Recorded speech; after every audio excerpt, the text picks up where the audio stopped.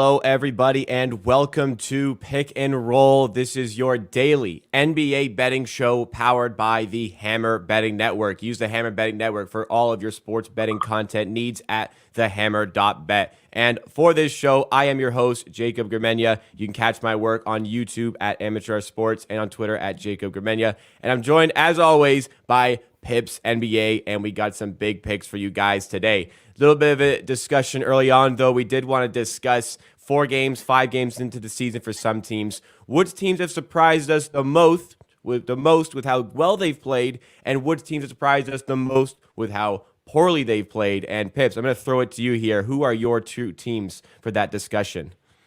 So for the worst performers so far, of course, 76ers.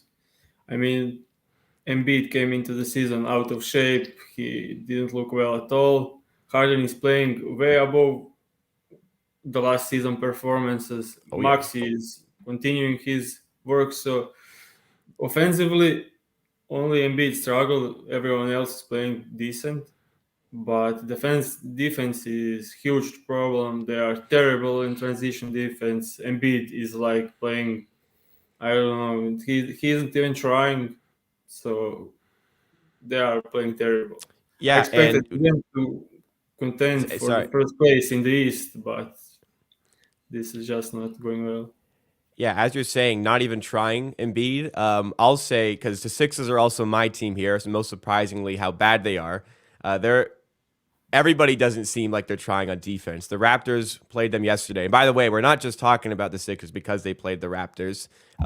We would talk about them anyway. They're 1-4. They're supposed to be one of the best teams in the East. Obviously, a lot can change only after 5 games, but lost by 10 to the Raptors, have lost to the Spurs this season, and the Raptors made a mockery of that 76ers defense. It just looked like they weren't even trying. Like, honestly, it didn't look like anybody cared out there to play defense.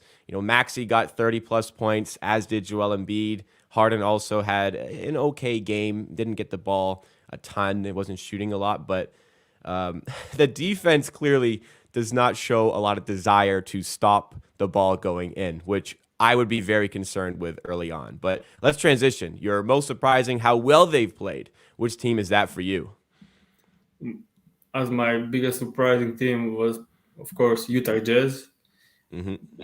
I am also surprised by the Wizards. They are playing actually a pretty good basketball, even though they have like Porzingis, which I don't like at all as a player, Neither do I. as the main offensive force. But they are playing actually pretty good actions, pretty good offensive sets. They are trying hard defense, and they are playing well.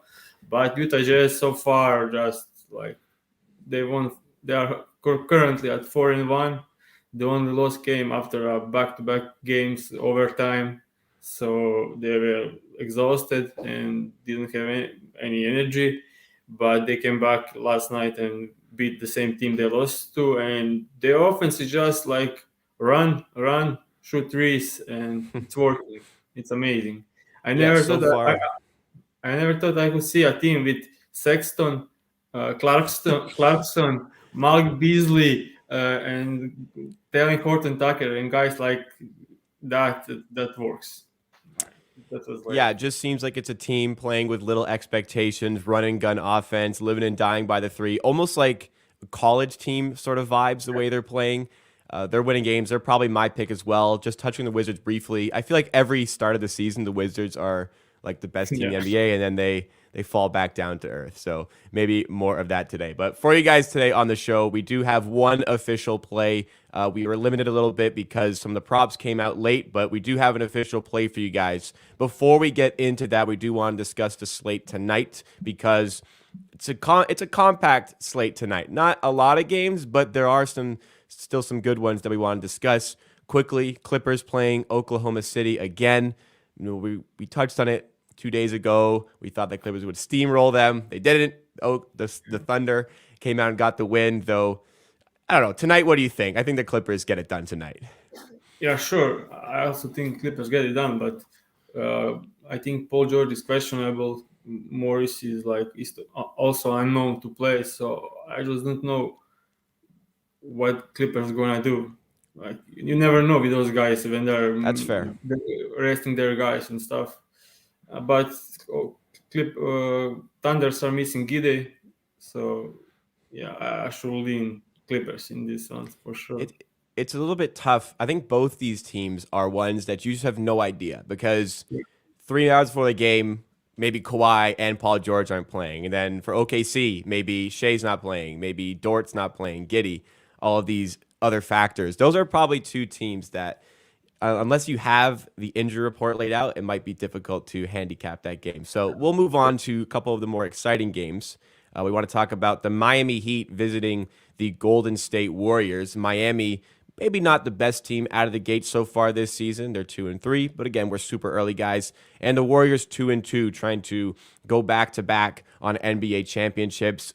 Golden State, big favorites in this one. They're favored by 6.5 points. Any thoughts on this game? Yeah, I think they are big favorite because Miami is on a back-to-back. Because Golden State didn't look great this season at all. They are actually, their defense is pretty bad, and they are allowing the most points in transition in the entire league. And they were probably the best transition defense last season, and they didn't change any players. So I don't know what's going on there. It's pretty interesting to see going from the best transition defense to the worst. And Miami is, they lack some talent on the offensive end, so they are trying to push the pace. So we could see a lot of transition points from Butler, Adebayo, and Hero. So it will be an interesting spot here. Yeah, Miami and going defense, back, sorry, finish. yeah, Miami defense so far is excellent. Last night they didn't play at all great. They're on offense, but their defense just locked down Portland and they won easily. And sticking with Miami obviously the spot for one of the official plays yesterday. Tyler Herro doesn't shoot the ball particularly well. We had the over, I think it was over 20.5 points. He finishes on 14, 5 for 13 from the field, only 28 minutes. Not his best game, of course. That was unfortunate. We did also get a win, though. We were 1-1 yesterday for a slight loss because the Lakers, despite their 11-point loss to the Denver Nuggets, AD goes half a point over. LeBron easily clears the assist there. Did you also catch that Lakers game? And if so, what thoughts did you have on I them? watched the whole game, and the problem with Lakers is like first half Denver wasn't even trying on the defense, and the game was tied at the halftime. And AD had 16 points in the first half, and the second half just Denver decided to front Davis, and he's like made of glass. He doesn't want to contact game and being physical with him, and he just, I think he took only one field goal attempt in the whole fourth quarter. Like he just didn't do anything. He was like PJ Tucker on the floor. Yeah, it's interesting. Hey, well, PJ took 10 shots yesterday because the Raptors were happy to just leave him wide open. Hey, PJ, if the outcome of our defensive says PJ Tucker's shooting a three, the defense has done their job, and they did that quite often because he kept on shooting. But at least, hey, we did get the win in that one, get off the mark here on pick and roll, and obviously the pick coming later, try to keep everything going. But one more game on this slate before we get to that pick. We are going to briefly discuss the Dallas Mavericks heading to the Brooklyn Nets. Brooklyn, not the greatest of starts to the season, 1-3. Obviously, question marks about their organization going into the year. They are also, I believe, coming off of a back-to-back here. They played the Milwaukee Bucks yesterday and lost also by 11 points, 110-99. If you like star power, you like firepower, you got it here. Luka Doncic, KD, Kyrie Irving. How do you see the Dallas Mavericks so far this season, and the Brooklyn Nets for that matter? Do you think they can kind of make up the ground here? Brooklyn Nets have a huge problem. They are defending stars one-on-one. They are like just so switching and letting stars attack weak players, and we saw that in the game with Memphis where Bane and Morija combined for almost 80 points. I mean, that's absurd. And they are terrible rebounding team, and they got killed on the glass. They got killed one-on-one, and their defense need to change. There's no way they can just let like Luka Doncic, Morant play one-on-one with their weak targets, and that Also, thing won't Pascal work. Siakam as well. Pascal dropped 37 on the Brooklyn Nets. And that wasn't a surprise. Every high usage player will have like the best game of the season. This is them like they are Houston Rockets or something. Like it's crazy. And guess who the highest usage player is in the NBA, who they're facing today? Luka Yeah. Doncic. So So that's the thing I'm interesting about. Like, do they change anything? If they let Luka play one-on-one with Ben Simmons will be fouled out in 15 minutes and Luka will score 50. I mean, that's. I actually expect they do change something because they don't have any chance to win if they don't. yeah, And I doubt I doubt Steve Nash a little bit as a head coach, as does Kevin Durant. So I'm not sure what sort of adjustments we will see here. I mean, he does have a good assistant coach, and they have some good coaches on there, but he is just not great. Okay. And Yeah. the interesting thing on the other side of the floor is, of course, Dallas will trap, double team, blitz Kyrie and KD, and we'll see how that goes. But when you have Claxton and Ben Simmons as the next best players next to you, I mean, it's pretty easy to double team and trap Yeah. Kyrie And and Durant, Jason and Kidd loves doing that. yeah, and that won't go well for Brooklyn either. So yeah, I expect Dallas to win this one.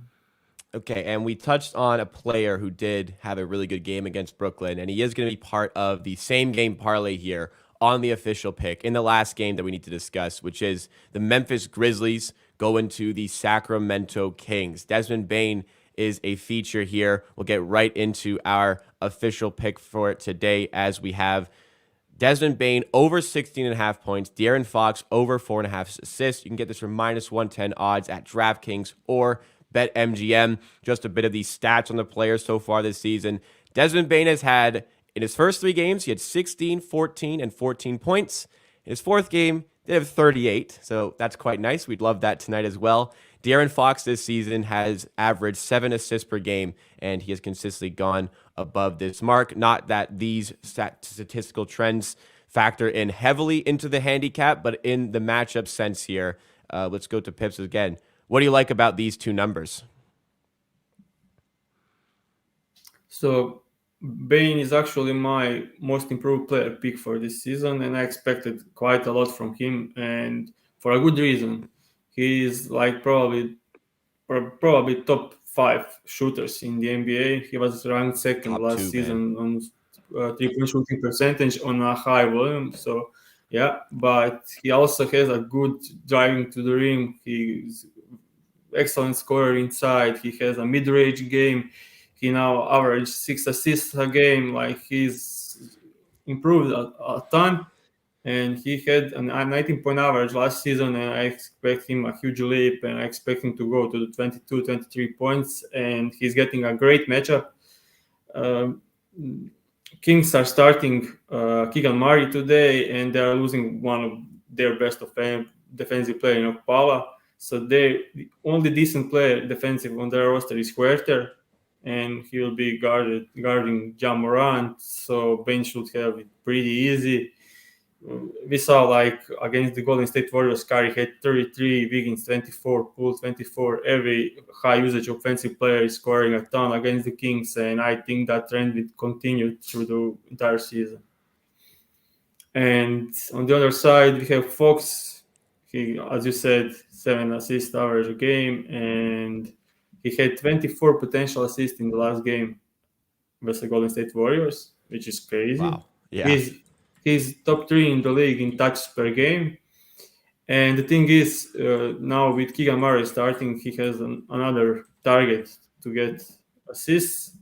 And additional point, he has 7 assist average, but on 16 potential assists, which is way below his average, expected average. When on his 16 potential assists, his expected assist will be like 88 to 8.5. So, yeah, I think we are here in a great spot here with this part. Yeah. Desmond Bane last season averaged 18 a game. He's also high on my radar for most improved player. Because I always have to make it about the Raptors, I will again here. 2020 draft, Raptors select Malachi Flynn, 29th overall. Desmond Bane goes 30th overall. And my goodness, could the Raptors use a player like Desmond Bain. That one's going to haunt me for years and years to come. But hey, I think 16.5. I think he's going to go over that very consistently this season. I think he'll be near 20 points per game. And De'Aaron Fox, another part of the assist category, the pick and roll partner of Domantas Sabonis is excellent for him. So I think that's a number as well. He's consistently going over this season. So that is the one official pick that we have for today. I am a fan of it once again, but that is all from us here at Pick and Roll. Let's go and get a winner today, get ourselves back on track. We are back again tomorrow at 11:15 a.m. Eastern time as normal. That will wrap up our week. This show goes live every single weekday, Monday through Friday at the same time. You can catch it on YouTube. You can catch it on The Board NBA, at The Board NBA on Twitter, as well as at The Hammer HQ on Twitter. Next week, you can also catch this live on Twitch. And whatever reason you can't catch this show live, you can also rewatch it on any of those platforms that I listed, as well as on podcast form. Spotify for now. Apple Podcast will approve us very, very soon, and you will be able to catch it there. Thank you again to everybody. Catch me on Twitter or on YouTube, and catch Pips on Twitter at PipsNBA, and we'll see you tomorrow for some more NBA picks.